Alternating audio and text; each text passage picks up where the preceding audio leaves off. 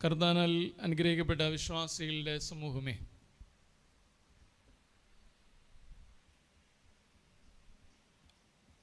എണ്ണക്കാട് പ്രദേശത്തേക്ക്, പ്രത്യേകിച്ച് പെരിങ്ങലപ്പുറം പള്ളിയുടെ പെരുന്നാളിനോടനുബന്ധിച്ച് വചന ശുശ്രൂഷയ്ക്കായി ഇവിടെ എത്തിച്ചേരുവാനിടയായതിൽ ദൈവത്തെ അതിയായി സ്തുതിക്കുന്നു. ഈ സന്ധ്യയിൽ നിങ്ങളുമൊത്ത് ചിന്തയ്ക്കായിട്ട് തിരഞ്ഞെടുത്തിരിക്കുന്ന വേദഭാഗം വിശുദ്ധ യോഹന്നാൻ ശ്ലീഹ എഴുതിയ സുവിശേഷം 6-ാം അധ്യായം 67-ാം വാക്യം. വിശുദ്ധ യോഹന്നാൻ ശ്ലീഹ എഴുതിയ സുവിശേഷം 6-ാം അധ്യായം 67-ാം വാക്യം. ആകയാൽ യേശു പന്തിരുവരോട് നിങ്ങൾക്കും പൊയ്ക്കൊള്ളുവാൻ മനസ്സുണ്ടോ എന്ന് ചോദിച്ചു. ആകയാൽ യേശു പന്തിരുവരോട് നിങ്ങൾക്കും പൊയ്ക്കൊള്ളുവാൻ മനസ്സുണ്ടോ എന്ന് ചോദിച്ചു.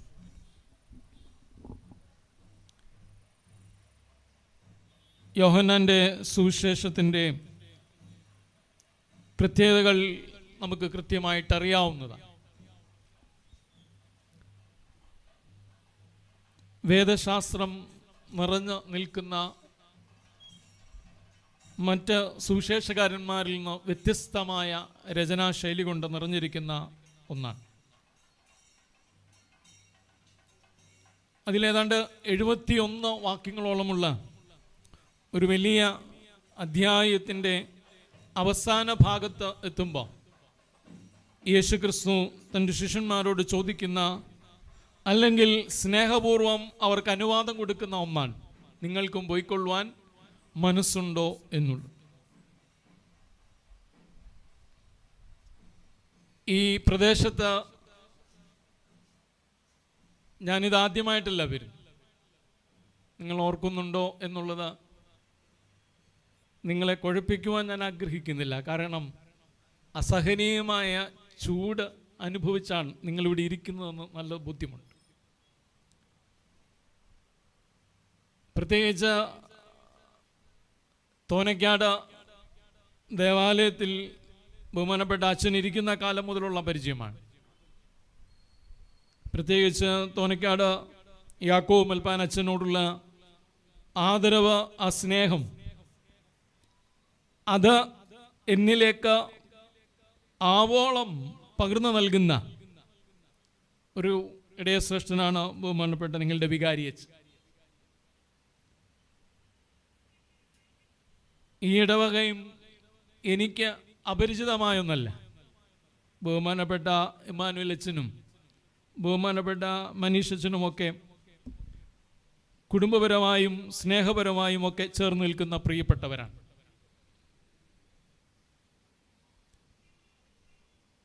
സഹദായുടെ മധ്യസ്ഥത നമുക്കറിയാം. വിളിച്ചാൽ വിളിപ്പുറത്തുള്ള ഏറ്റവും വിശുദ്ധരിന് ഒരാളെന്ന് നാം കരുതുന്ന ഒരാൾ. അത്രയ്ക്ക് പരിശുദ്ധിയും വിശുദ്ധിയും കൊണ്ട് നിറഞ്ഞു നിൽക്കുന്ന ഒരു പരിശുദ്ധന്റെ മധ്യസ്ഥതയിലാണ് നാം അഭയപ്പെടുന്നത്. ആ പിതാവിൻ്റെ മധ്യസ്ഥതയിൽ അഭയപ്പെടുമ്പോൾ ദൈവം നമ്മോട് ഒരുപക്ഷെ ചോദിക്കാൻ സാധ്യതയുള്ളൊരു ചോദ്യമാണ്, നിങ്ങൾക്കും എന്നിൽ നിന്ന് അകന്നു പോകുവാനായിട്ട് താല്പര്യമുണ്ടോ? ദൈവം നമ്മളെ തടയത്തില്ല. ഞാൻ ഏതാണ്ട് എൻ്റെ പ്രസംഗം ഒരു 1.5 മണിക്കൂർ നീണ്ടുകയാണെങ്കിൽ നിങ്ങൾ സ്വാഭാവികമായിട്ടും ചോദിക്കാതെ തന്നെ പതുക്കെ പോകാനുള്ള സാധ്യതയുണ്ട്. എന്തുകൊണ്ടായിരിക്കാം യേശുക്രിസ്തു തൻ്റെ പ്രിയപ്പെട്ടവരോട് ഇങ്ങനെ ചോദിക്കാൻ കാര്യം? നിങ്ങൾക്ക് പോകാൻ അനുവാദം നൽകുകയാണ്. ദൈവത്തിൻ്റെ സ്നേഹിതരായി, അവൻ്റെ ശിഷ്യരായി, അവൻ്റെ സാക്ഷികളായി അവനോടൊപ്പമായിരിക്കാൻ ആഗ്രഹിക്കുന്ന എല്ലാ ആളുകൾക്കും യേശുക്രിസ്തു അവരോട് ചോദിക്കുകയാണ്, അല്ലെങ്കിൽ അവർക്ക് നൽകുന്ന ഒരു അനുവാദമാണ്.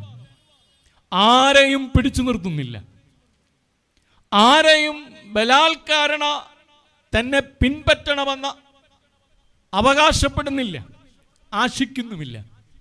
പക്ഷെ തൻ്റെ പിന്നാലെ വരുന്ന ഏതൊരാളും പൂർണ്ണ മനസ്സോടെ, പൂർണ്ണ സന്തോഷത്തോടെ, പൂർണ്ണ ഹൃദയത്തോടെ, പൂർണ്ണ ആത്മാവോടെ തന്നെ അനുഗമിക്കണം എന്നാഗ്രഹിക്കുന്നു. അങ്ങനെ പൂർണ്ണമായി തന്നെ അനുഗമിച്ച ഒരു പരിശുദ്ധന്റെ പെരുന്നാളിലാണ് നാം ഇന്നായിരിക്കുന്നത്. യേശുക്രിസ്തു തൻ്റെ ശിഷ്യന്മാരായ 12 പേരോട് ചോദിക്കുകയാണ്, നിങ്ങൾക്ക് പോയിക്കൊള്ളുവാൻ മനസ്സുണ്ടോ, ആഗ്രഹമുണ്ടോ? എപ്പോ ഇറങ്ങി ഓടി എന്ന് ചോദിച്ചാൽ മതി എന്ന രീതിയിലായിരിക്കും ഈ ചോദ്യം അവിടെ മുമ്പിലെത്തുന്നത്. പക്ഷെ ശീമോൻ പത്രോസ് അവന് നൽകുന്ന മറുപടി മറ്റൊന്നാണ്. കർത്താവേ, ഞങ്ങൾ ആരുടെ അടുക്കൽ പോകും എന്നുള്ളതാണ്. പക്ഷേ ഈ 6-ാം അധ്യായത്തിന്റെ തുടക്കം മുതൽ ഏതാണ്ട് 71 വാക്യങ്ങളുണ്ടെന്ന് പറഞ്ഞു. അതിൽ 67-ാമത്തെ വാക്യത്തിലാണ് നാം ഈ ചോദ്യം കേൾക്കുന്നത്. ഇതിനു മുമ്പുള്ള പല അവസരങ്ങളിൽ ഈ സംഭാഷണങ്ങളുടെ ഒക്കെ അവസാനമാണ് വരുന്നത്. അപ്പോൾ എന്തോ സ്വാഭാവികമായി ഇവരുമായിട്ടുള്ള ജീവിത യാത്രയിൽ, സംഭാഷണങ്ങളിൽ ചില അനുഭവങ്ങൾ നേരിട്ടു. അതിൽ നിന്നാണ് അടുത്ത ചോദ്യം ഉണ്ടാകുന്നത്. നിങ്ങൾക്ക് പോകാനായിട്ട് ആഗ്രഹമുണ്ടോ എന്ന ചോദ്യം. 6-ാം അധ്യായം തുടങ്ങുമ്പോൾ 5 അപ്പവും 2 മീനും കൊണ്ട് 5000-ലധികം വരുന്ന പുരുഷാരത്തെ തൃപ്തിപ്പെടുത്തുന്ന അനുഭവം നാം വായിക്കുന്നുണ്ട്. 6-ാം അധ്യായം 1 മുതൽ 14 വരെയുള്ള വാക്യങ്ങൾ. പിന്നീട് യേശുക്രിസ്തു അവിടെ നിന്ന് അവർ തന്നെ രാജാവാക്കാനായിട്ട്, യഹൂദന്മാരുടെ രാജാവാക്കാനായിട്ട് അവരാഗ്രഹിക്കുന്നു എന്ന് കണ്ടിട്ട് അവൻ പടക് കയറി കടലക്കരെ കഫർന്നഹൂമിലേക്ക് യാത്ര ചെയ്യുകയാണ്. കഫർന്നഹൂമിൽ എത്തിക്കഴിയുമ്പോൾ അവനെ അന്വേഷിച്ചു. അവിടേക്ക് ഈ യഹൂദന്മാർ എത്തിച്ചേരുകയാണ്.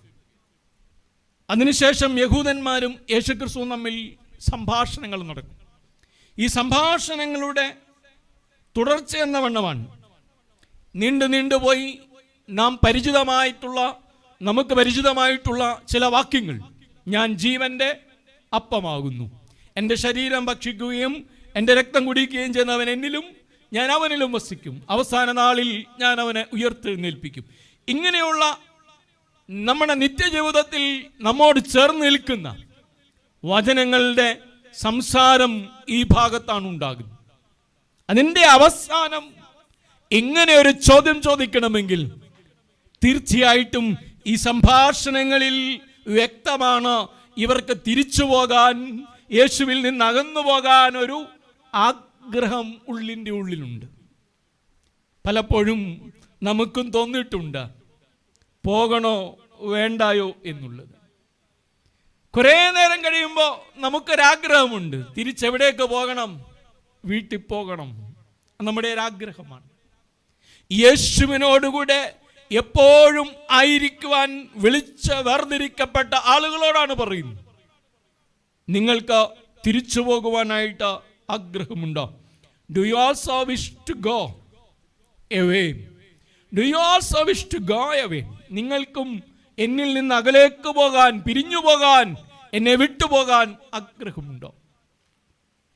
ഈ സംഭാഷണങ്ങൾ ശ്രദ്ധിക്കുമ്പോൾ 6-ാം അധ്യായം 30-ാം വാക്യമാണ് എന്തുകൊണ്ടാണ് ദൈവം ഇങ്ങനെ ഒരു ചോദ്യം ചോദിക്കാനിടയായത് എന്നതിൻ്റെ ഉത്തരം കിട്ടും. 6-ാം അധ്യായം 30-ാം വാക്യത്തിൽ പറയുന്നു, അവർ അവനോട്, യഹൂദന്മാർ അവനോട്, ഞങ്ങൾ കണ്ടു നിന്നെ വിശ്വസിക്കേണ്ടതിന് നീ എന്ത് അടയാളം ചെയ്യുന്നു, നീ എന്ത് പ്രവർത്തിക്കുന്നു എന്ന് ചോദിച്ചു. What sign are you going to perform? നീ എന്ത് അടയാളം പ്രവർത്തിക്കുന്നു, എന്ത് ചെയ്യാൻ പോകുന്നു? പുതുതായി അച്ഛന്മാരൊക്കെ പള്ളിയിൽ വന്നാൽ നമ്മൾ ഇനിയും ഈ അച്ഛൻ എന്താണ് ചെയ്യാൻ പോകുന്നത് എന്ന് നമ്മൾ ഇങ്ങനെ ആലോചിക്കാറുണ്ട്. പുതിയ പള്ളിയുടെ പടമൊക്കെ ഞാൻ കണ്ടു, മനോഹരമായിരിക്കുന്നു. വ്യത്യസ്തങ്ങളായ അഭിപ്രായങ്ങൾ കണ്ടേക്കാം, നല്ലതായിട്ട് വരട്ടെ എന്ന് പ്രാർത്ഥിക്കും. നമ്മൾ ഓരോ മനുഷ്യരിൽ നിന്നും പ്രതീക്ഷിക്കുന്നുണ്ട്, അപ്പനിൽ നിന്നും അമ്മയിൽ നിന്നും മക്കളിൽ നിന്നും ജീവിത അനുഭവങ്ങളിൽ നിന്നും ഈ സഹതായുടെ മധ്യസ്ഥയിൽ അഭയം പ്രാപിക്കുമ്പോഴും നമ്മൾ എന്തെങ്കിലും പ്രതീക്ഷിക്കുന്നുണ്ട്. അവിടെയാണ് ഈ ചോദ്യം. കടലുകൾ താണ്ടി യേശുവിൻ്റെ അരികിലേക്ക് എത്തുമ്പോൾ നാം അറിയാതെ നമ്മുടെ ഉള്ളിൻ്റെ ഉള്ളിൽ ഒരാഗ്രഹമുണ്ട്. നീ എന്താണ് ഞങ്ങൾക്ക് വേണ്ടി പ്രവർത്തിക്കുന്നത്? What sign are you going to perform? പെർഫോമൻസുകളുടെ കാലമാണ്. ഏറ്റവും നല്ലപോലെ പെർഫോം ചെയ്യുന്നവർക്കാണ് പിടിച്ചു നിൽക്കാൻ പറ്റുകയുള്ളൂ. പഠനം മാത്രമല്ല, കലാകായിക രംഗത്ത് എല്ലാ രീതിയിലും പെർഫോമൻസുകളാണ് നമ്മൾ ഒരാളുടെ ജീവിതത്തിൻ്റെ മൂല്യമെന്ന് കരുതുന്നിടത്ത് യേശുവിൻ്റെ അരികിലേക്ക് വന്നിട്ട് യഹൂദന്മാർ ചോദിക്കുകയാണ്, നീ എന്താണ് ഞങ്ങൾക്ക് വേണ്ടി ചെയ്തു തരുവാനായിട്ട് പോകുന്നത് എന്ന് ചോദിക്കുകയാണ്.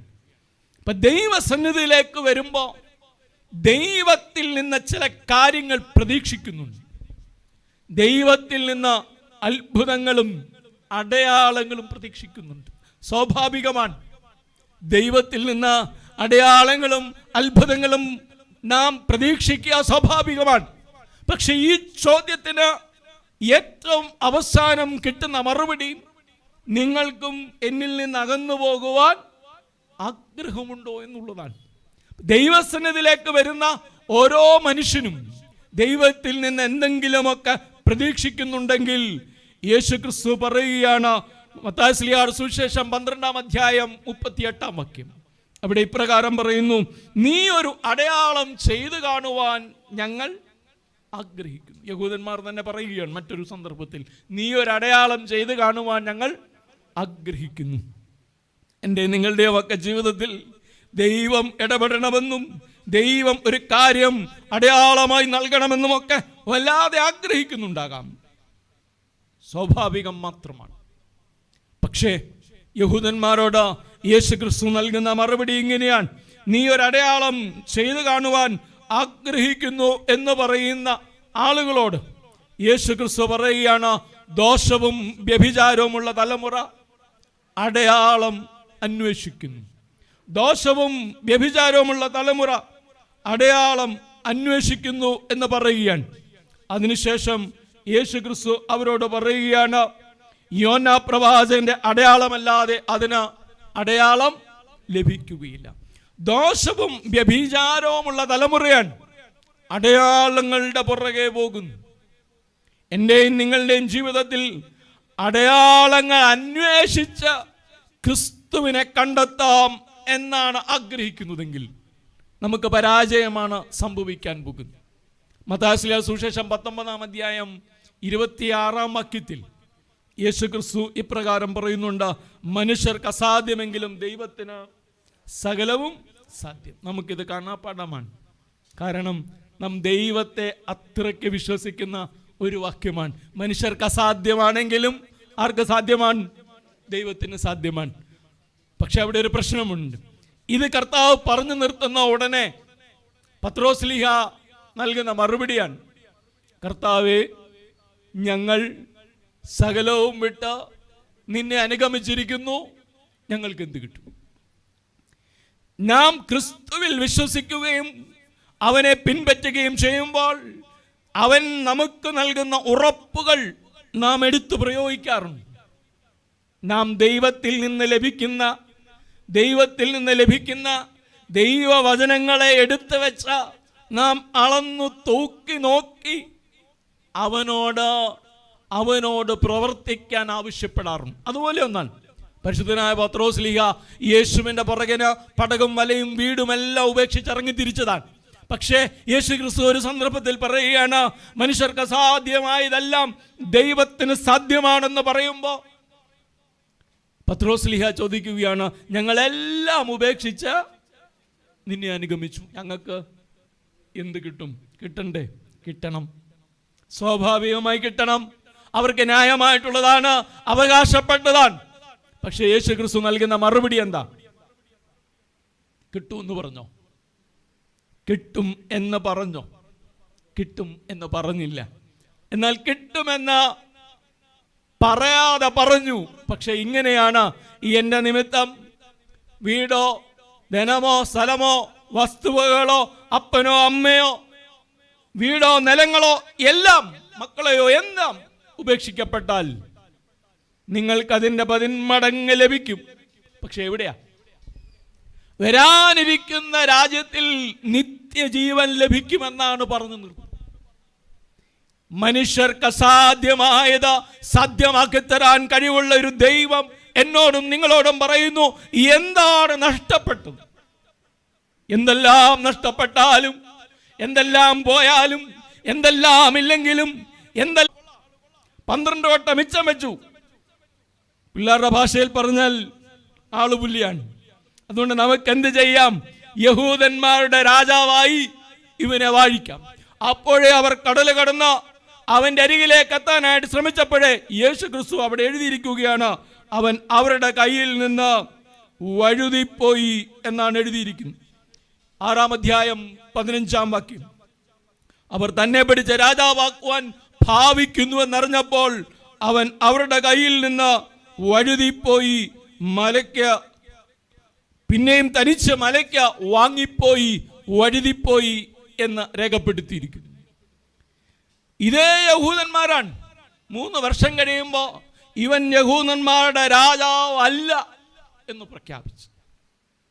ഒരു കാലത്ത് രാജാവാക്കാനും ഒരു കാലത്ത് രാജാവ് അല്ലാതാക്കാനും ആഗ്രഹിക്കുന്നവർ, യേശുവിൽ നിന്ന് അടയാളം പ്രതീക്ഷിക്കുന്നവരാണ്. ഞാൻ നിങ്ങളുമൊക്കെ നീ എൻ്റെ രാജാവാകുന്നു, നീ എൻ്റെ കർത്താവാകുന്നു, നീ എൻ്റെ ദൈവമാകുന്നു എന്ന് നാഴികയ്ക്ക് 40 വട്ടം പറയുമ്പോഴും സാധു കൊച്ചുകൊച്ചുപദേശിയുടെ പാട്ടൊക്കെ പാടിയതുപോലെ എൻ്റെ സമ്പത്ത് എന്ന് ചൊല്ലുവാൻ. പക്ഷെ അതേ കർത്താവിനോടാണ് പറയുന്നത്, സമ്പത്തും ധനവും സുഖവും സൗകര്യങ്ങളും ഒക്കെ ഞങ്ങൾക്ക് വേണം എന്ന് നാം പ്രാർത്ഥിക്കുന്നു. അതുകൊണ്ട് ഈ പാട്ടൊക്കെ പാടുമ്പോൾ ഒന്നുകൂടെ സൂക്ഷിച്ച് പാടണം.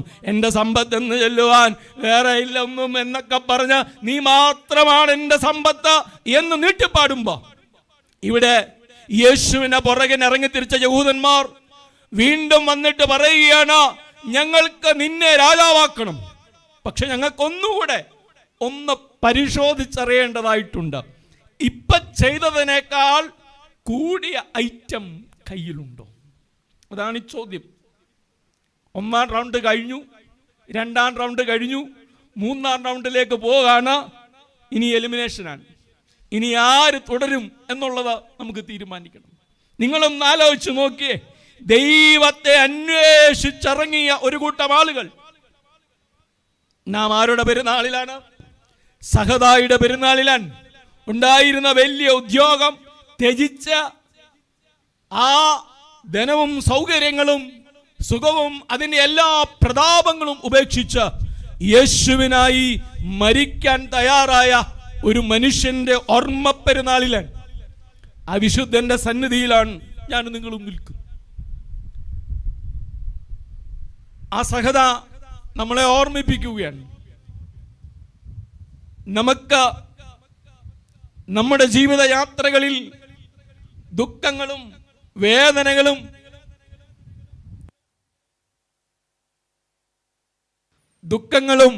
വേദനകളും സങ്കടങ്ങളും ഒക്കെ വരുമ്പോഴും നാം അവന്റെ പുറകെ അന്വേഷിച്ച് അവനെ വിളിച്ച് അവനെ ആഗ്രഹിച്ച യാത്ര തിരിക്കുന്നുണ്ടാകും. പക്ഷേ ഓരോ നാഴികയിലും ഓരോ ഘട്ടം കഴിയുമ്പോഴും നാം കൂടുതൽ ദൈവത്തിൽ നിന്ന് പ്രതീക്ഷിക്കുന്നു. അപ്പോൾ നാം തിരിച്ചറിയുന്നു, ദൈവത്തിനെല്ലാം ഒന്നും സാധ്യമല്ല എന്നുള്ളൊരു കാര്യം നാം നമ്മോട് തന്നെ പറയുന്നു. ദൈവത്തിനെല്ലാം സാധ്യമാണ്, പക്ഷെ ഞങ്ങളുടെ കാര്യത്തിൽ മാത്രം ദൈവത്തിനെല്ലാം സാധ്യമാണോ എന്നൊരു ചിന്ത ഉടലെടുക്കുകയാണ്. അവിടെയാണ് പത്രോസ് പറയുന്നത്, ഞങ്ങളെല്ലാം വിട്ട് നിന്നെ അനുഗമിച്ചിരിക്കുന്നു, ഞങ്ങൾക്ക് എന്ത് കിട്ടും? ഇതൊരു അന്വേഷണമാണ്.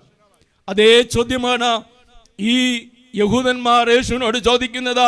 ഞങ്ങൾ കണ്ട് നിന്നെ വിശ്വസിക്കേണ്ടതിന് നീ എന്ത് അടയാളം ചെയ്യുന്നു? നീ ഇനി എന്ത് ചെയ്യും? What sign are you going to perform?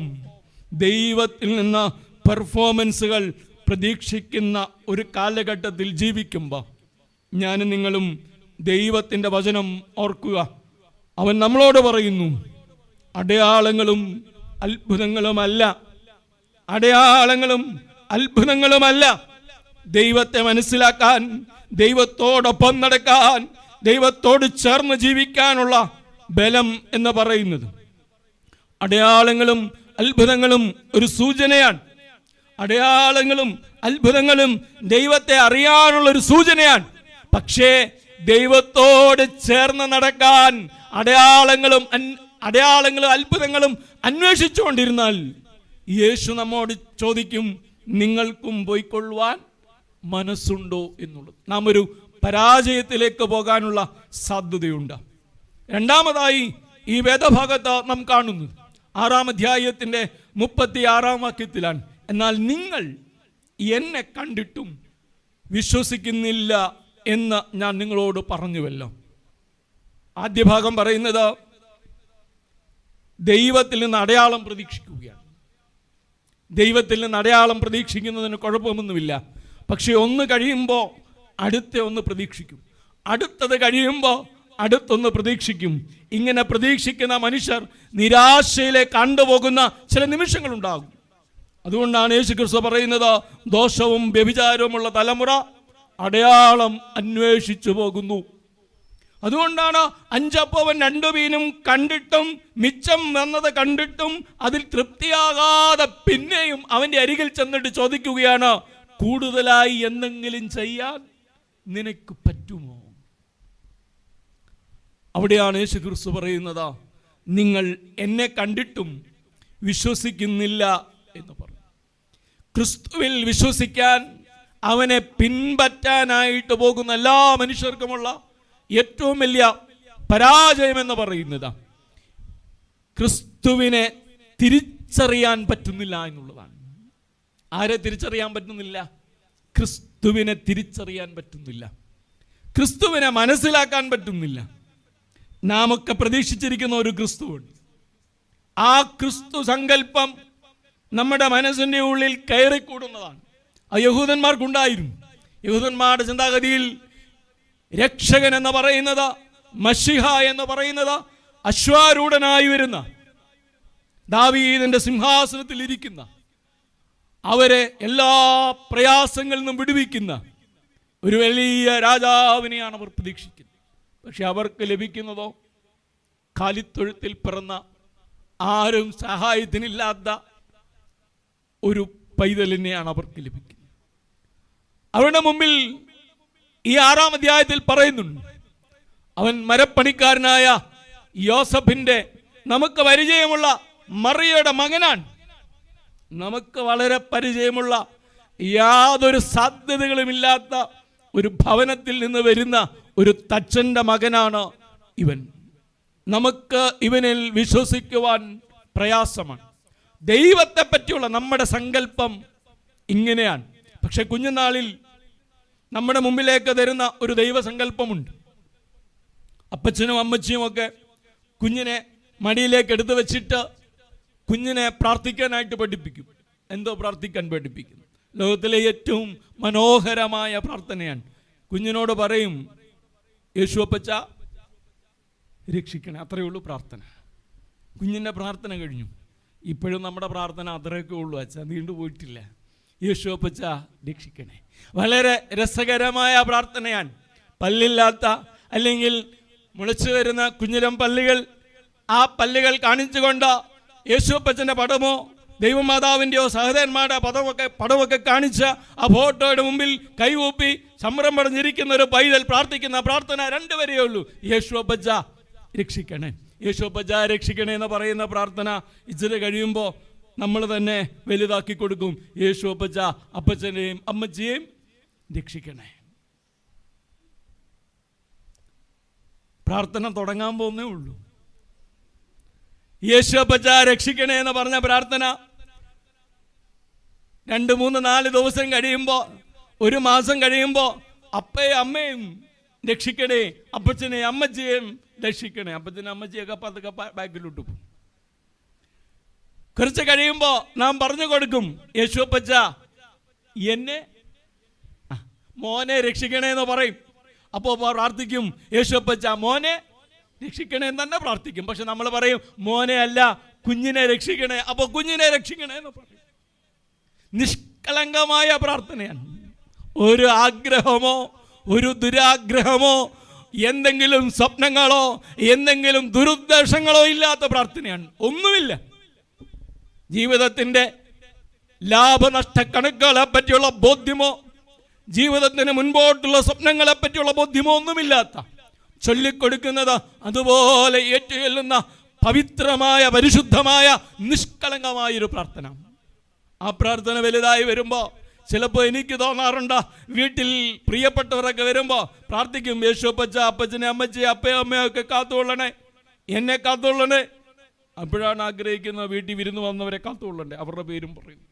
അവർ പോകുന്ന 2 ദിവസം വരെ അവരുടെ പേരും ഓർത്ത് പ്രാർത്ഥിക്കുക. അവർ അവധി കഴിഞ്ഞ് വീട്ടിൽ നിന്ന് പോകുമ്പോൾ അവരുടെ പേരും നമ്മൾ മാറ്റും. സ്കൂളിലേക്ക് പോയി തുടങ്ങുമ്പോൾ സാറിൻ്റെ ടീച്ചറിൻ്റെ പേര്, പ്രിയപ്പെട്ട കൂട്ടുകാരുടെ പേര്, ഇതെല്ലാം നീട്ടി പ്രാർത്ഥിക്കും. ഈ പ്രാർത്ഥനകൾ ഇങ്ങനെ നീണ്ടു പോകും. കുറച്ച് കഴിയുമ്പോൾ നമ്മൾ ഈ പ്രാർത്ഥന അതിൻ്റെ വിവിധ രൂപവും ഭാവവും മാറും. ആ ഭാവങ്ങളിൽ നാം പഠിക്കാൻ, വിദ്യാഭ്യാസം കിട്ടാൻ, 10ാം ക്ലാസ് പാസ്സാകാൻ, 12 പാസ്സാകാൻ, എഞ്ചിനീയറിംഗും എൻട്രൻസും, പിന്നെ അങ്ങനെ പലതും. പിന്നെ ജീവിതത്തിൻ്റെ മുൻപോട്ടുള്ള ഓരോ യാത്രയിലും വിദ്യാഭ്യാസം, ഉദ്യോഗത്തിൽ സ്ഥാനക്കയറ്റം, നല്ല ചെറുക്കനെയും നല്ല പെൺകൊച്ചിനെയും, ഇങ്ങനെ വിവിധങ്ങളായ ആഗ്രഹങ്ങൾ മുമ്പോട്ട് വയ്ക്കുകയാണ്. ഈ ആഗ്രഹങ്ങളൊക്കെ കഴിയുമ്പോൾ നല്ല സന്താനങ്ങളെ ലഭിക്കാനായിട്ടുള്ള പ്രാർത്ഥന, ഇതെല്ലാം ജീവിതത്തിൻ്റെ ആവശ്യങ്ങളാണ്. പക്ഷെ ഈ ആവശ്യങ്ങൾ കൂടിക്കൂടി വന്ന് മുൻപോട്ട് പോയി സ്വപ്നങ്ങളുടെ തീരത്ത് നാം ഇങ്ങനെ വിരാജിക്കുകയാണ്. പ്രാർത്ഥന അനന്തമായി നീണ്ടുപോവുകയാണ്. നിങ്ങളുടെ പ്രാർത്ഥന അവസാനിച്ചോ എന്നാണ് എൻ്റെ ചോദ്യം. യേശുപ്പച്ച രക്ഷിക്കണേ എന്ന് പറഞ്ഞ ചെറിയ ഒരു പ്രാർത്ഥനയിൽ നിന്ന് തുടങ്ങിയതാണ്. അതാ ഓരോ ദിവസവും കഴിയും തോറും അതിനുണ്ടാകുന്ന വ്യാപ്തിയും അത് കടന്നു പോകേണ്ട മേഖലകളും അതിൻ്റെ ആഴവും എത്രയാണെന്ന് നിങ്ങൾക്ക് ഊഹിക്കാം. ഈ പ്രാർത്ഥനകളുടെ ചുവട് പിടിച്ചാൽ ഇനിയും റിസൾട്ട് വരാൻ തുടങ്ങുന്ന സമയത്ത് നമ്മുടെ ഈ കുരിശുമൂടുകളൊക്കെ നിന്ന് കത്തും. വല്ലാത്തൊരു കത്തലാണ്. അതൊരു പ്രത്യേക പ്രതിഭാസമാണ്. അത് കഴിയുമ്പോൾ അതങ്ങ് തീരും. പിന്നെ അഡ്മിഷൻ സീസൺ ആകുമ്പോൾ വീണ്ടും ഒരു കത്തലാണ്. പരീക്ഷാ സമയത്ത് മറ്റൊരു കത്തലുണ്ട്. അത് പേനകൾ പൂക്കുന്നതാണ്. അത് ത്രോണോസിലൊക്കെ നോക്കുമ്പോൾ ചിലടത്ത് കണ്ടിട്ടുണ്ട്. പേനകൾ ഇങ്ങനെ പൂത്തു നിൽക്കുകയാണ്. പ്രാർത്ഥിക്കാനായി ഒരു ബണ്ടിൽ പേനയുമായി വരുന്നവരുണ്ട്, 2 പേനയുമായി മാത്രം വരുന്നവരുമുണ്ട്. അത്രയും മതി എന്നുള്ളതാണ് അവരുടെ. ഇതൊന്നും ഒരു കുറവോ കുറ്റമോ ആയിട്ടല്ല ഞാൻ പറയുന്നു. പക്ഷേ ഞാൻ ചോദിക്കാൻ ആഗ്രഹിക്കുന്നതും പങ്കുവെക്കാൻ ആഗ്രഹിക്കുന്നതും എല്ലാം നേടിത്തരാൻ ആഗ്രഹിക്കുന്ന, എല്ലാം നേടിത്തരുന്ന ഒരു ദൈവത്തെ പറ്റിയാണ് നമ്മളെപ്പോഴും പറയുന്നത്.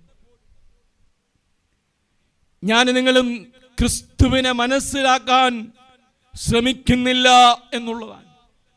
യേശുപ്പച്ച രക്ഷിക്കണേ എന്ന് പറഞ്ഞ പ്രാർത്ഥന ഏറ്റവും അർത്ഥവത്തായ പ്രാർത്ഥനയാണ്. നിഷ്കളങ്കമായ, നിസ്സാരമായ, വെറും 2 വാക്കുകളിൽ ഒതുങ്ങുന്ന പ്രാർത്ഥനയാണ്. പക്ഷെ അതിൻ്റെ ആഴം എല്ലാ വേദശാസ്ത്രങ്ങളെയും കടന്നുപോകുന്ന ഒരു പ്രാർത്ഥനയാണ്. ഞാനിത് പറയാൻ കാര്യം, നമുക്ക് പലപ്പോഴും പ്രാർത്ഥന എന്ന് പറയുന്നത് നമ്മുടെ ആവശ്യങ്ങളിൽ ക്രിസ്തുവിനെ മറന്നുകൊണ്ടുള്ളതാണ്, ക്രിസ്തുവിനെ മനസ്സിലാക്കാതെ ഉള്ളതാണ്. എല്ലാം നേടിത്തരുന്ന ദൈവം. അതുകൊണ്ടാണല്ലോ നമ്മുടെ പ്രാർത്ഥനകളൊക്കെ അങ്ങനെ അങ്ങ് ചുരുങ്ങിപ്പോയി. ഇപ്പോൾ രാവിലത്തെ പ്രാർത്ഥനയുണ്ടോ എന്ന് ചോദിച്ചാൽ അറിയില്ലേ, വൈകിട്ടത്തെ പ്രാർത്ഥനയുണ്ടോ എന്ന് ചോദിച്ചാൽ ഉണ്ട് എന്ന് പറയാൻ കുറച്ച് നാളൂടൊക്കെ പറ്റുമായിരിക്കും. എങ്കിലും സ്കൂളിലോട്ട് പോകുന്നതിന് മുമ്പ് കുരിശ് വരച്ചിട്ടെങ്കിലും ഓടാ എന്ന് പറയുന്നൊരു പ്രാർത്ഥനയുണ്ട്. കുരിശ് വരച്ചിട്ടിറങ്ങാ മകനെ മകളെ എന്ന് പറയുന്ന ഒരു പ്രാർത്ഥനയുണ്ട്.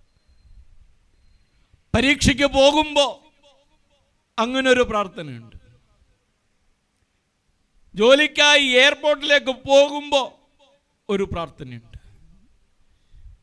തിരിച്ചു വരുമ്പോൾ പ്രാർത്ഥനയില്ല എന്നുള്ളതാണ്. നിങ്ങളുടെ കുഞ്ഞ് വീട്ടിൽ നിന്ന് സ്കൂളിലേക്ക് പോകാൻ ഇറങ്ങുമ്പോൾ നിങ്ങൾ പ്രാർത്ഥിക്കുന്നു. നിങ്ങളുടെ കുഞ്ഞിനോട് പറയുകയാണ്, സ്കൂളിൽ നിന്ന് തിരിച്ചു വരുമ്പോൾ വണ്ടിയെ കയറി ഇരിക്കുന്നതിന് മുമ്പ് ഒന്ന് പ്രാർത്ഥിക്കണം എന്ന് പറഞ്ഞാൽ നിങ്ങളുടെ കുഞ്ഞ് ഒറ്റ ദിവസമേ പ്രാർത്ഥിക്കുള്ളൂ.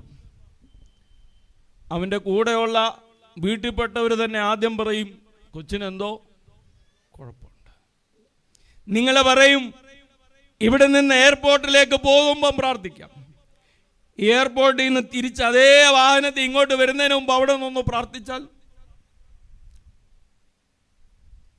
അച്ഛനെയും കൊണ്ട് പോകാം. വേണ്ട, നമുക്ക് തന്നെ പ്രാർത്ഥിക്കാം. കൂടെയുള്ളവർ പറയും എന്തോ കുഴപ്പമുണ്ട്. നമ്മുടെ പ്രാർത്ഥനകൾ ഇങ്ങനെയാണ്. നമ്മുടെ ആഗ്രഹങ്ങളുടെയും സ്വപ്നങ്ങളുടെയും അടിസ്ഥാനത്തിൽ മാത്രമാണ്. എല്ലാം തരുന്ന ഒരു ദൈവം ഈ പ്രാർത്ഥനകളുടെ ഒക്കെ അങ്ങേ തലക്കൽ എവിടെയെങ്കിലും പരാജയം നേരിടുമ്പോൾ, ദുഃഖം നേരിടുമ്പോൾ, കഷ്ടം നേരിടുമ്പോൾ, വേദനകൾ നേരിടുമ്പോൾ ഞാൻ പ്രാർത്ഥിച്ച ദൈവം എന്നെ സഹായിച്ചില്ല എന്ന ആശങ്ക നിറഞ്ഞ ഒരു ജീവിതമുണ്ടാവും.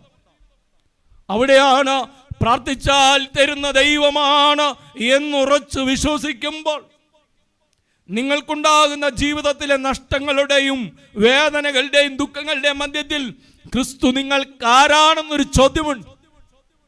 അതാണ് പലപ്പോഴും നമുക്ക് ക്രിസ്തുവിൽ നിന്ന് അകന്നു പോകാൻ സാധ്യതയുള്ള ഒന്നായി ഭവിക്കുന്നു.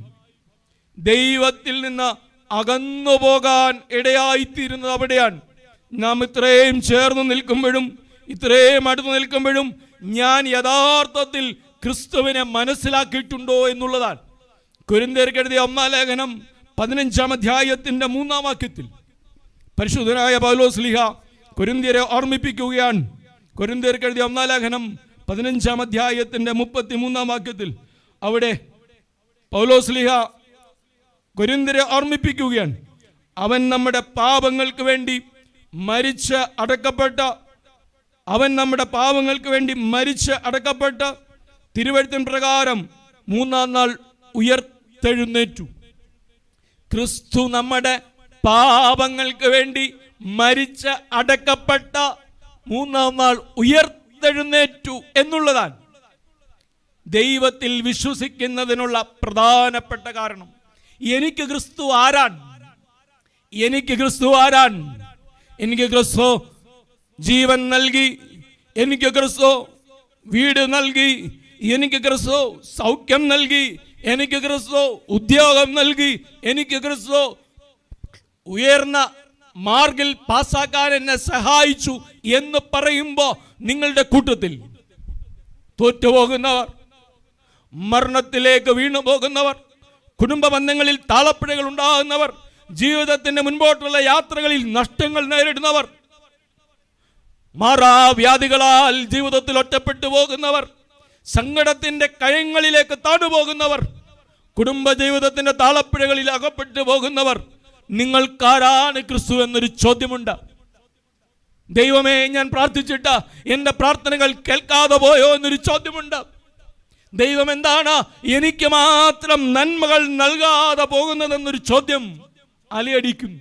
അവിടെയാണ് ദൈവവുമായുള്ള ബന്ധം മുറിഞ്ഞു പോകാനുള്ള സാധ്യത. അവിടെ തിരിച്ചറിയണം എനിക്ക് ക്രിസ്തു ആരാണ്.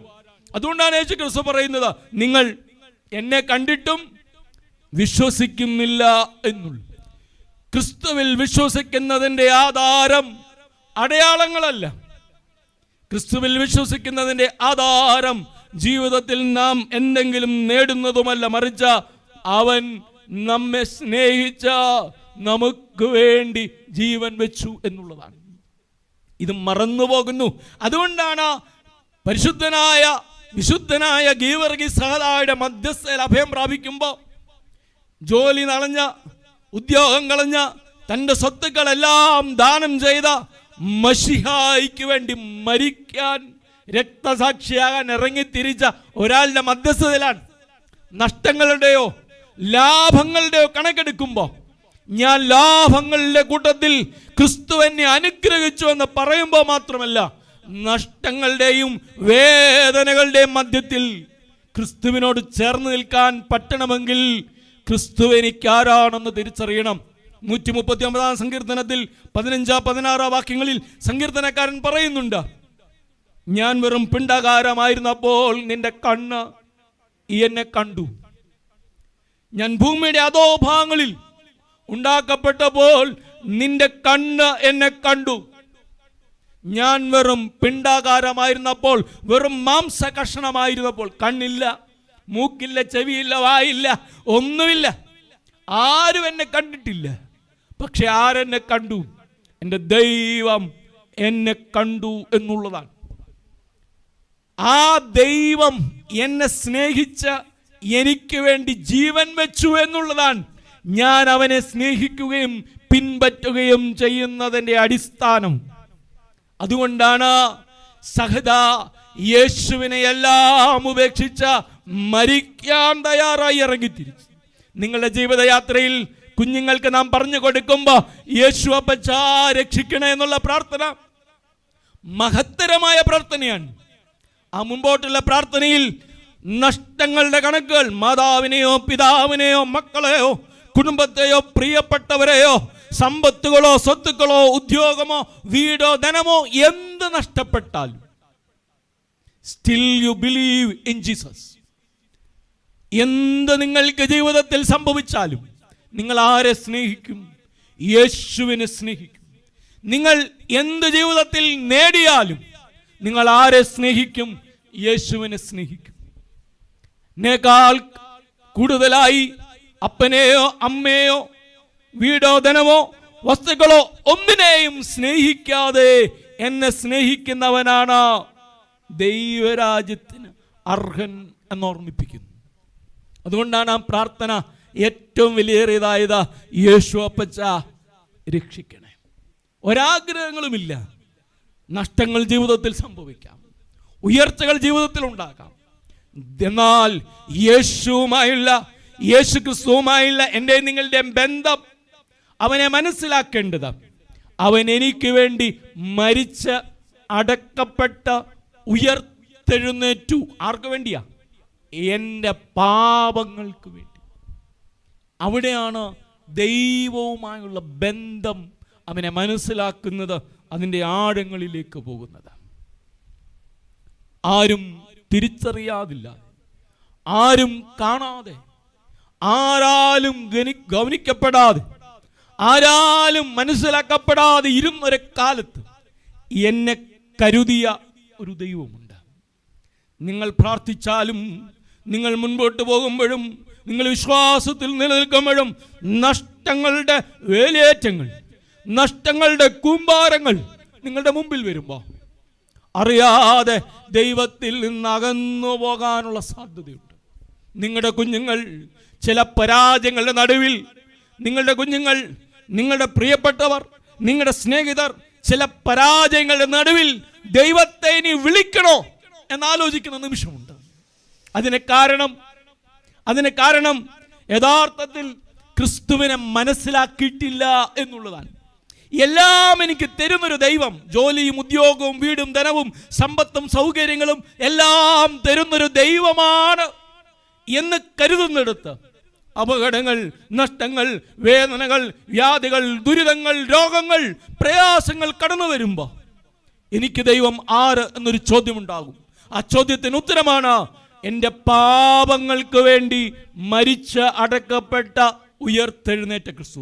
ആ ക്രിസ്തുവിൽ വിശ്വസിക്കുവാൻ എനിക്കും നിങ്ങൾക്കും ഇടയാകണം.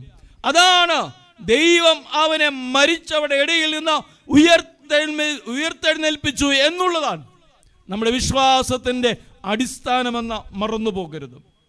ഈ ദൈവത്തിൽ വിശ്വസിക്കുവാൻ എനിക്കും നിങ്ങൾക്കും ഇടയാകണം. വേറെ ആരെല്ലാം ഉണ്ടായാലും. അതുകൊണ്ടാണ് സാധുവിന്റെ പാട്ടിൽ പാടുന്നു, ആരും എനിക്കില്ലെന്നോ, ഒന്നും എനിക്കില്ലെന്നോ, ആരും എന്നെ കരുതിയില്ലെന്നോ, കരുതിയാലും എൻ്റെ സമ്പത്തെന്ന് ചൊല്ലുവാൻ യേശുണ്ട് എന്നുള്ളതാണ്. നിങ്ങളുടെ പാപങ്ങൾ, അതാണ് ഏറ്റവും പ്രധാനപ്പെട്ടത്. നിങ്ങൾക്ക് ജോലി വാങ്ങിത്തരാൻ ആരെങ്കിലും ഉണ്ടാകും, നിങ്ങൾക്കാരെങ്കിലുമൊക്കെ ജീവിതത്തിൽ സഖിയായിട്ട് കിട്ടും, നിങ്ങൾക്ക് ജീവിതത്തിൽ എന്തെങ്കിലുമൊക്കെ പഠിച്ച് പാസ്സാകാൻ പറ്റുന്ന കാലം വരും. പക്ഷെ നിങ്ങളുടെ പാപങ്ങൾക്ക് വേണ്ടി മരിക്കാൻ കുഞ്ഞുങ്ങൾക്ക് പറഞ്ഞു കൊടുക്കണം, കുഞ്ഞെ നിന്റെ പാപങ്ങൾക്ക് വേണ്ടി, സ്നേഹിത നിന്റെ പാപങ്ങൾക്ക് വേണ്ടി, പ്രിയപ്പെട്ടവരെ നിങ്ങളുടെ പാപങ്ങൾക്ക് വേണ്ടി ആര് മരിച്ചു? യേശു ക്രിസ്തു മരിച്ചു. അതുകൊണ്ടാണ് ഞാൻ അവനെ സ്നേഹിക്കുന്നത് എന്ന് പറയാനിടയാകണം. എന്നാൽ യേശു ക്രിസ്തു പറയുകയാണ്, നിങ്ങൾ എന്നെ കണ്ടിട്ടും വിശ്വസിക്കുന്നില്ല എന്നുള്ളത്. അതുകൊണ്ട് ഇത് തിരിച്ചറിയണം. നാം അത് ക്രിസ്തുവിനെ കണ്ടിട്ടും വിശ്വസിക്കുന്നില്ല എങ്കിൽ നാം അവനിൽ നിന്ന് മടങ്ങിപ്പോകാൻ, അവനിൽ നിന്ന് അകന്നു പോകാൻ ഉള്ള സാധ്യതയുണ്ട്. മൂന്നാമത് ഈ വേദഭാഗം ഓർമ്മിപ്പിക്കുകയാണ്. 6-ാം അധ്യായത്തിൻ്റെ 60-ാം വാക്യമെത്തുമ്പോൾ അവിടെ ഇങ്ങനെയാണ് പറയുന്നത്, അന്നു മുതൽ അവൻ്റെ ശിഷ്യന്മാരിൽ പലരും പറയുകയാണ്, ഇത് കഠിനവാക്ക്, ഇതാർക്ക് കേൾപ്പാൻ കഴിയും എന്ന് ചോദിച്ചു. ശിഷ്യന്മാർ മാത്രമല്ല, കേൾക്കുന്നവരും നിങ്ങളും ഇപ്പോൾ പറയുന്നുണ്ട്, എൻ്റെ അച്ഛ ഇത് ഇച്ചിരി കഠിനമാണ് എന്ന് പറയുന്നുണ്ട്. അവൻ്റെ വാക്കുകൾ കേട്ടുകൊണ്ടിരുന്ന അനേകം ആളുകൾ പറയുകയാണ്, അവൻ്റെ ശിഷ്യന്മാർ എന്നാണ് പ്രത്യേകമായിട്ട് എഴുതിയിരിക്കുന്നത്, ഇത് കഠിനവാക്ക്, ഇതാർക്ക് കേൾപ്പാൻ കഴിയും എന്ന് ചോദിച്ചു. 6-ാം അധ്യായത്തിൻ്റെ 66-ാം വാക്യത്തിൽ ഇങ്ങനെ രേഖപ്പെടുത്തുന്നു, അന്നു മുതൽ അവൻ്റെ ശിഷ്യന്മാരിൽ പലരും പിൻവാങ്ങിപ്പോയി, പിന്നെ അവനോടുകൂടെ സഞ്ചരിച്ചില്ല. ക്രിസ്തു പറയുകയാണ്, ഇതെൻ്റെ ശരീരം, ഇതെൻ്റെ രക്തം, എൻ്റെ ശരീരം ഭക്ഷിക്കുകയും എൻ്റെ രക്തം കുടിക്കുകയും ചെയ്യുന്നവൻ എന്നിലും ഞാൻ അവനിലും വസിക്കും.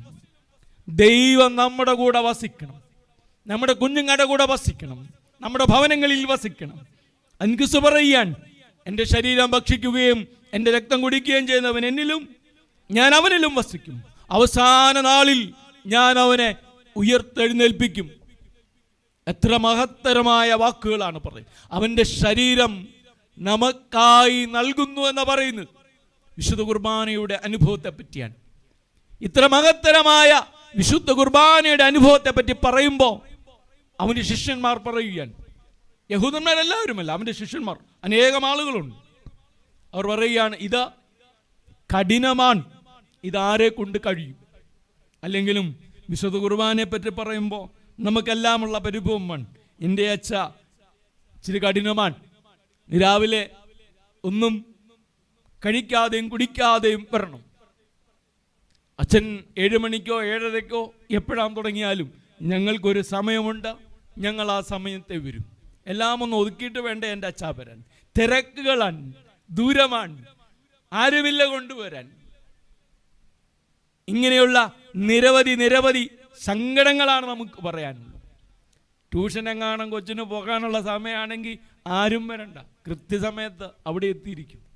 സ്കൂളിൽ നമ്മൾ കൃത്യസമയത്ത് വാഹനം വരുമ്പോൾ 6 മണി ആയിക്കോട്ടെ, 6:30 ആയിക്കോട്ടെ, 7 ആയിക്കോട്ടെ, 7:15 ആയിക്കോട്ടെ, ഉറങ്ങി തൂങ്ങി നിൽക്കുന്ന നമ്മുടെ കുഞ്ഞുങ്ങൾ അവരെത്ര നേരത്തെ വേണേലും എഴുന്നേൽക്കും.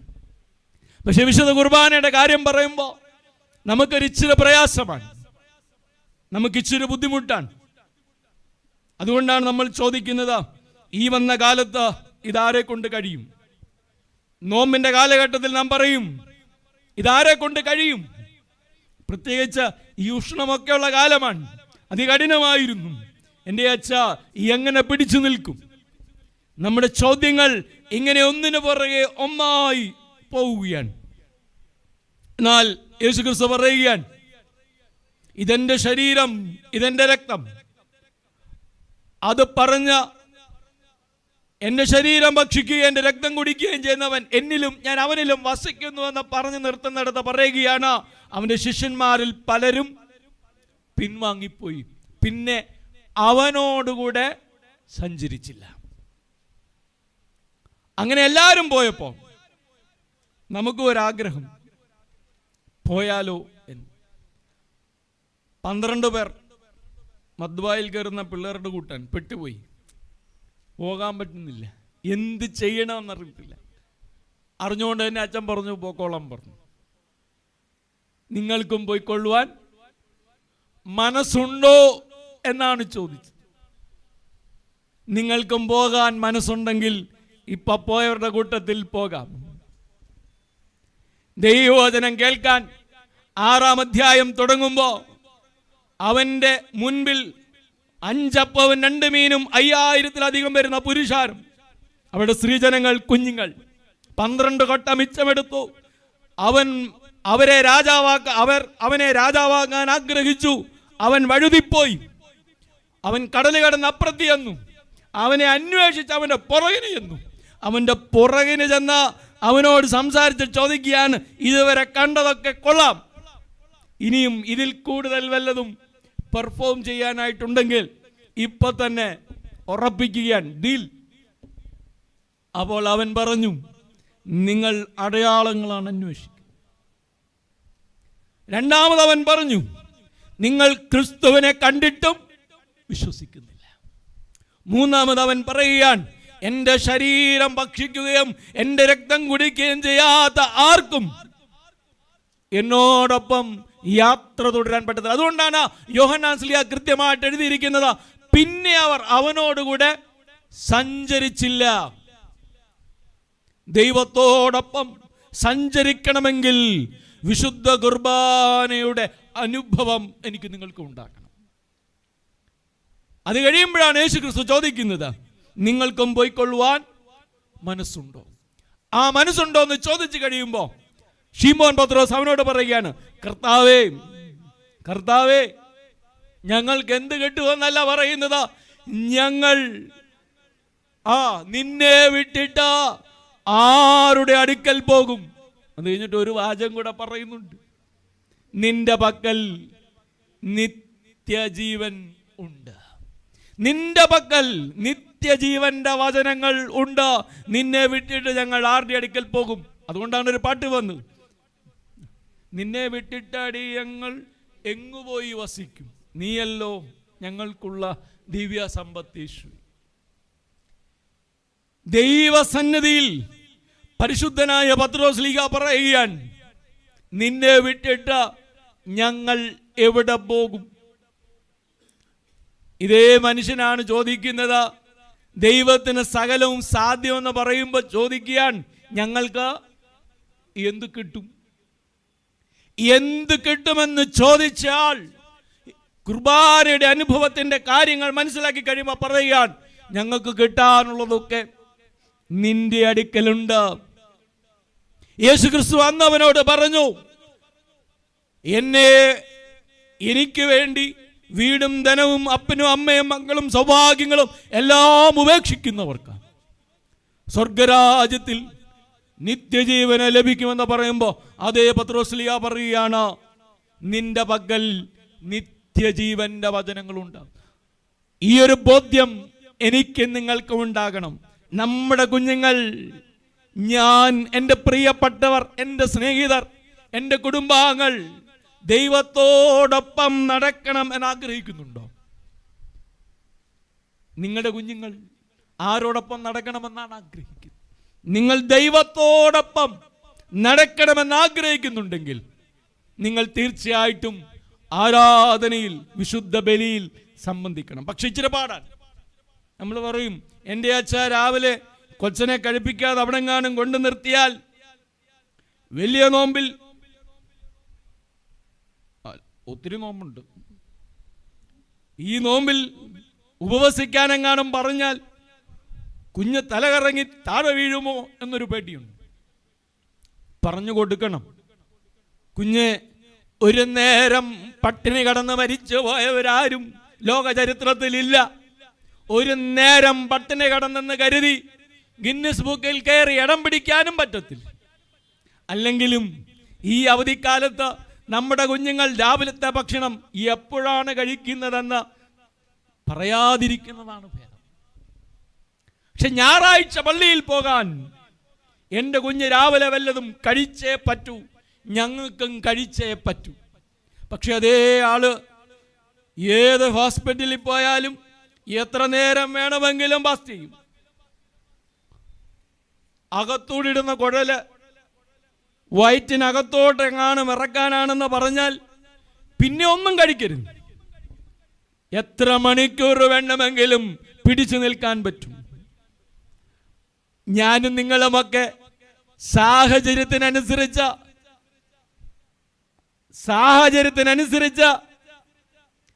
കാര്യങ്ങളെ ക്രമപ്പെടുത്താൻ കഴിവുള്ളവരാണ്.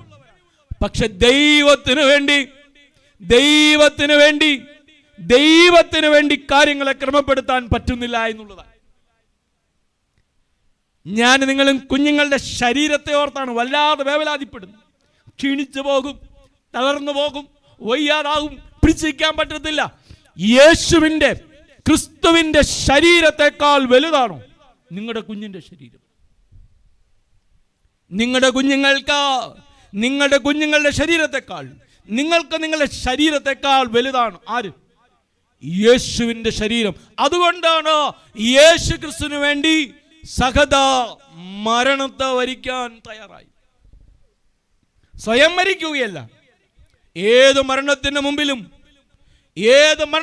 അതുകൊണ്ടാണ് പൗലോസ് പറയുന്നത്, പട്ടിണിയോ മരണമോ വാളോ എന്താണെങ്കിലും ക്രിസ്തുവിനോടുള്ള സ്നേഹത്തിൽ നിന്ന് ഞങ്ങളെ വേർപിരിക്കാൻ ഒരു ശക്തിക്കും കഴിയില്ല. ഞായറാഴ്ച എന്നല്ല, ആരാധനയിൽ സംബന്ധിക്കുമ്പോൾ, ആരാധന കാര്യങ്ങൾ ചുറ്റോടെ പങ്കെടുക്കാൻ നമുക്കുണ്ടാകുന്ന നഷ്ടമെന്ന് പറയുന്നത് നമ്മൾ ക്രിസ്തുവിനെ സ്നേഹിക്കുന്നില്ല എന്നുള്ളതാണ്. നമ്മുടെ ശരീരത്തെക്കാൾ ക്രിസ്തുവിൻ്റെ ശരീരത്തെ സ്നേഹിക്കാനിടയാകണം. കുഞ്ഞുങ്ങൾക്ക് പറഞ്ഞു കൊടുക്കണം, നമുക്ക് തന്നെ പറയാനിടയാകണം. ഞങ്ങൾ ഇങ്ങനെയൊക്കെയാണ് അച്ഛാ, ഞങ്ങളുടെ പാരമ്പര്യത്തിൽ ഇങ്ങനെയൊക്കെയാണ് അച്ഛാ. രാവിലെ ഒരിച്ചിരി വെള്ളം, ഇച്ചിരി കറുത്ത പൊടി, പിന്നെ ഒരിച്ചിരി വെളുത്ത പൊടി, പിന്നെ തൊണ്ട പോലും തൊടാതെ നേരെ താപ്പൊട്ടു. അതിത്ര വലിയ പ്രശ്നമാണോ എന്നുള്ളതാണ് നമ്മുടെ ചോദ്യം. ഞാൻ ആരെ സ്നേഹിക്കുന്നു എന്നുള്ളതാണ്. ശുദ്ധമായ വെള്ളം, ശുദ്ധമായ കറുത്തപൊടി, ശുദ്ധമായ വെളുത്തപൊടി, ഒരു കുഴപ്പവുമില്ല. പക്ഷെ ചോദ്യം ഇതാണ്, ആരെ കൂടുതൽ സ്നേഹിക്കുന്നു എന്നുള്ളതാണ്. എൻ്റെ നിങ്ങളുടെ ശരീരത്തെ സ്നേഹിക്കുന്നതുകൊണ്ടാണ് രാവിലെയുള്ള നടപ്പ്. 10-15 കൊല്ലങ്ങൾക്ക് മുമ്പ് ഈ രാവിലെ എഴുന്നേറ്റുള്ള നടപ്പില്ല. എന്തൊരു നടപ്പാണ്! 2 കൈയും വീശിപ്പോന്ന് കണ്ടു കഴിഞ്ഞാൽ രാവിലെയൊക്കെ സൂക്ഷിച്ച് വേണം അച്ഛൻ രാവിലെയൊക്കെ വരാൻ. സൈഡിലോട്ടുള്ള നോട്ടമൊന്നുമില്ല, റോഡ് മുഴുവൻ കൈയടക്കി ഇങ്ങനെ നടക്കുകയാണ്. എന്താണ് ആരോഗ്യം? ഇതാര് പറഞ്ഞു കൊടുത്താണെന്നറിയില്ല. വല്ലാത്തൊരു നടത്തമാണ്. ഈ നടത്തം മുഴുവൻ നടന്നിട്ട് ഞായറാഴ്ച രാവിലെ പള്ളിയിലോട്ടായിരുന്നെങ്കിൽ ക്ഷീണമാണച്ച, കാലിന് വേദനയാണച്ച, ബുദ്ധിമുട്ടാണച്ച, ഒറ്റയ്ക്കാണച്ച, നായ്ക്കളുണ്ടച്ച, റോഡിൽ വലിയ പ്രശ്നമാണച്ച, എല്ലാം ബുദ്ധിമുട്ടുകൾ നിറഞ്ഞു നിൽക്കുന്ന ഒരു കാലത്ത് ഞാൻ ആരെ സ്നേഹിക്കുന്നു എന്നതാണ് ചോദ്യം. അവിടെയാണ് പറയുന്നത്, ഇത് കഠിനമാണെന്ന് പറഞ്ഞ പലരും പിൻവാങ്ങിപ്പോയപ്പോ നമുക്ക് ഒരാഗ്രഹം, പോയാൽ കൊള്ളാം, ഇതിലും നല്ലതൊക്കെ ഉണ്ട്, സൗകര്യത്തിന് കിട്ടുന്നതുണ്ട്, ഇതൊന്നും കുഴപ്പമില്ലാതെ പതുക്കെ എഴുന്നേറ്റ് കുളിച്ചൊരുങ്ങി എല്ലാം കഴിച്ച് നിറച്ച് സൗകര്യത്തോടെ പോയിരിക്കാൻ പറ്റുന്ന ഇടങ്ങളുണ്ട്. അപ്പോൾ യേശു നമ്മളോട് ചോദിക്കും, നിങ്ങൾക്കും പോകാൻ സമയമായച്ചാ, ഞങ്ങൾക്കും പോകണം വീട്ടിൽ. അതാണ് നിങ്ങളിപ്പോൾ പറയുന്നത്. കർത്താവിൽ പ്രിയപ്പെട്ടവരെ, കർത്താവിൻ്റെ ശരീരത്തെ മറ്റെന്തിനേക്കാൾ സ്നേഹിക്കാൻ, സ്വന്തം ശരീരത്തെക്കാൾ ഉപരി സ്നേഹിക്കാൻ തയ്യാറായത് ഇതു മുതലാണ്. ശിഷ്യന്മാർ പറയുകയാൻ, നിന്നെ വിട്ടിട്ട് ഞങ്ങൾ ആരുടെ അടുക്കൽ പോകും? ട്യൂഷൻ ക്ലാസ്സിൽ പോകരുത്. നിന്നെ വിട്ടിട്ട് ഞങ്ങൾ ആരുടെ അടുക്കൽ പോകും?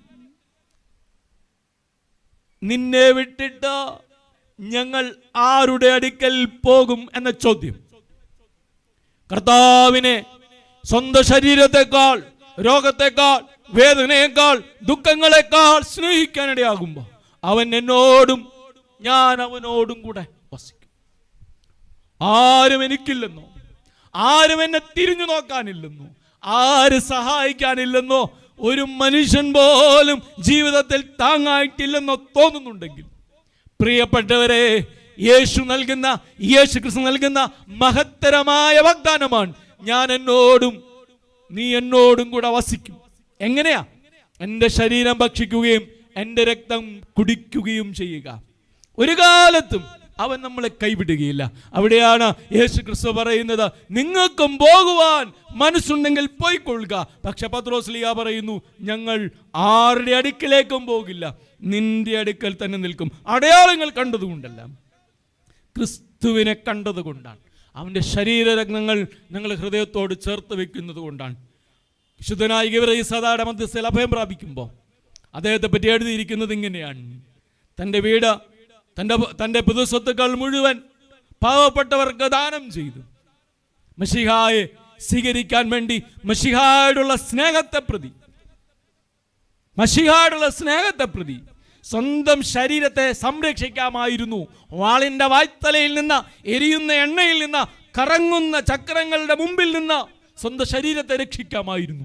ഞാൻ നിങ്ങളുമൊക്കെ നമ്മുടെ ശരീരങ്ങളെ വല്ലാതെ സ്നേഹിക്കുന്നത് കൊണ്ടാണ് രാവിലെ ഓടുന്നു, വൈകിട്ട് ഓടുന്നു, അല്ലാത്തപ്പോൾ പോകുന്നു, ഇന്ന കാര്യങ്ങൾക്ക് വേണ്ടി വല്ലാതെ അധ്വാനിച്ചു പോകുന്നത്. അവിടെയാണ് ഈ സഹത ഓർമ്മിപ്പിക്കുന്നത്. ക്രിസ്തുവിന് വേണ്ടി സ്വന്തം ശരീരത്തെ വിട്ടുകൊടുക്കുകയാണ്. എൻ്റെയും നിങ്ങളുടെയും ജീവിതത്തിൽ ഈ ബോധ്യമുണ്ടാകണം. നിത്യജീവന്റെ വചനങ്ങൾ, സ്വർഗരാജ്യത്തിലേക്കുള്ള യാത്രയിൽ നമുക്ക് കൂട്ടായി നിൽക്കുന്ന വചനങ്ങൾ അവൻ്റെ ശരീരവും അവൻ്റെ രക്തവുമാണ്. അത് നമ്മളോട് ചേർന്ന് നിൽക്കുമ്പോൾ ആരും ഇല്ലെങ്കിലും നമുക്ക് നടക്കാൻ ക്രിസ്തു നമ്മുടെ സ്നേഹിതനായി, ഉത്തമ സമ്പത്തായി, ഉത്തമയിടയനായി നമ്മെ വഴി നടത്തും. ഇതൊരു ഓർമ്മപ്പെടുത്തലാണ്. യേശുവിനോട് ചേർന്ന് നിൽക്കുന്ന എല്ലാവരോടും യേശു ക്രിസ്തു ചോദിക്കുകയാണ്, നിങ്ങൾക്കും പോകുവാൻ മനസ്സുണ്ടോ? ആ ചോദ്യം നമ്മുടെ ഉള്ളിലേക്ക് കയറണം. യേശുവിനെ അനുഗമിക്കുന്ന ഏതൊരു വ്യക്തിക്കും ഈ ചോദ്യം നേരിടേണ്ടതായിട്ട് വരും. ജീവിതത്തിൻ്റെ യാത്രകളിൽ ചിലപ്പോൾ ചില സങ്കടങ്ങളിൽ ചെന്നപ്പെടുമ്പോൾ നമ്മൾ വീണ്ടും പ്രതീക്ഷിക്കും. മനുഷ്യരാണ്, ഞാൻ പ്രാർത്ഥിക്കേണ്ട എന്ന് പറഞ്ഞില്ല. പക്ഷെ നാം പ്രാർത്ഥിക്കുമ്പോൾ നമുക്ക് കുറച്ചുകൂടെ ബോധ്യവും ആഴവും ഉണ്ടാകണം. ജീവിതത്തിൽ നഷ്ടങ്ങളുണ്ടാകാം, ജീവിതത്തിൽ നിരാശകളുണ്ടാകാം, ജീവിതത്തിൽ ഒറ്റപ്പെടലുകളുണ്ടാകാം, ജീവിതത്തിൽ നാം പ്രതീക്ഷിച്ച പോലെ ഉയരാൻ ചിലപ്പോൾ കഴിഞ്ഞെന്ന് വരികയില്ല, ജീവിതത്തിൽ നാം ആഗ്രഹിച്ചതെല്ലാം നേടാൻ പറ്റിയെന്നും വരികയില്ല. ചില വൈതരണികളുടെ മധ്യത്തിൽ നാം നിൽക്കുമ്പോൾ നാം നമ്മോട് തന്നെ ചോദിക്കും, ഞാൻ ഇനിയും ഈ വിശ്വാസത്തിൽ മുൻപോട്ട് പോകേണ്ടതായിട്ടുണ്ടോ? ക്രിസ്തുവിൽ ഞാൻ ഇനിയും പ്രതീക്ഷയോടെ നിൽക്കണമോ എന്നൊരു ചോദ്യം ഉണ്ടാകും. അവിടെയാണ് ഞാൻ നിങ്ങളും തിരിച്ചറിയേണ്ടത്. അടയാളങ്ങളും അത്ഭുതങ്ങളുമല്ല ദൈവത്തോട് ചേർന്ന് നടക്കാനുള്ള അടിസ്ഥാനം.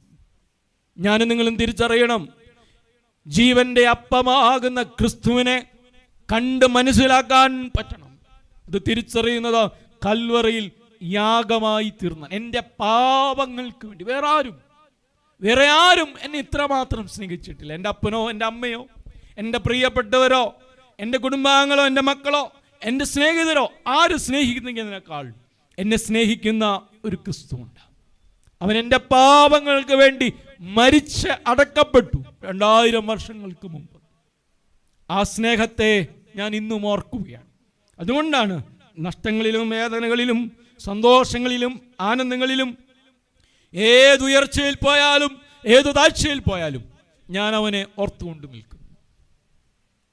വീണ്ടും യേശുക്രിസ്തു ഓർമ്മിപ്പിക്കുകയാണ്, കർത്താവിൻ്റെ തിരുശരീരക്തങ്ങൾ നമ്മുടെ ഹൃദയത്തോട് ചേർത്ത് വെക്കുമ്പോൾ, നമ്മുടെ ശരീരത്തോട് ചേർത്ത് വെക്കുമ്പോൾ നമ്മുടെ കൂടെ നിൽക്കുന്നവരൊക്കെ പിൻവാങ്ങിപ്പോയേക്കാം, പലരും നമ്മിൽ നിന്ന് അകന്നു പോയേക്കാം. പക്ഷെ അകലാതെ ഉത്തമ സ്നേഹിതനായി എന്നും കൂടെ കാണുന്ന ഒരു ദൈവം അവനാണ്. അതുകൊണ്ട് തിരിച്ചറിയണം. പത്രോസിനെ പോലെ പറയാനിടയാകണം, കർത്താവേ, നിന്നെ വിട്ടിട്ട് ഞങ്ങൾ ആരുടെ അടുക്കിലേക്കും പോവുകയില്ല, നിന്റെ അടുക്കിലേക്ക് തന്നെ ഞങ്ങൾ വരും. ഈ ഒരു ബോധ്യത്തിൽ നമ്മുടെ വിശ്വാസത്തിൽ ജീവിക്കാൻ നമുക്കിടയാകണം.